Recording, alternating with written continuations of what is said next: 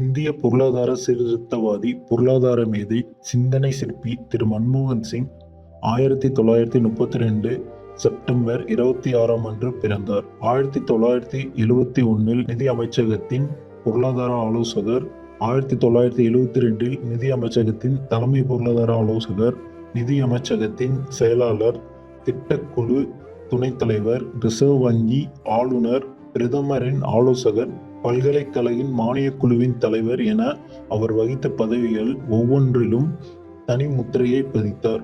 மௌனமாய் இந்தியாவின் வளர்ச்சிக்கு வித்திட்டவர். இவர் வாயை திறந்து பேசும்போதெல்லாம் இந்தியாவின் பொருளாதாரம் அடுத்த கட்ட உயரத்தை அடைந்தது. தாராளமயமாக்கல் கொள்கை மூலமாக திரு மன்மோகன் சிங் எடுத்த சில முக்கியமான முடிவுகள் இந்திய பொருளாதாரத்தின் போக்கையே மாற்றியமைத்தன. மகாத்மா காந்தி தேசிய ஊரக வேலைவாய்ப்பு திட்டம், மகளிருக்கு எதிரான வன்கொடுமைகளை தடுக்கும் சட்டம், கல்வி பெறும் உரிமை சட்டம், உணவு பாதுகாப்பு சட்டம் என பல்வற்றுக்கு வித்திட்டவர். இந்தியாவின் இந்த வளர்ச்சிக்கு இவர் ஆற்றிய பங்குகள் பெரிதெனும் பெரிது. இவர் செயல்பாடுகளுக்கு பல்வேறு விமர்சனங்கள் சொல்லப்பட்டாலும் அதற்கு அவர் கூறிய பதில் "History will be kinder to me", அதாவது வரலாறு என்னை கருணையோடு நடத்தும்.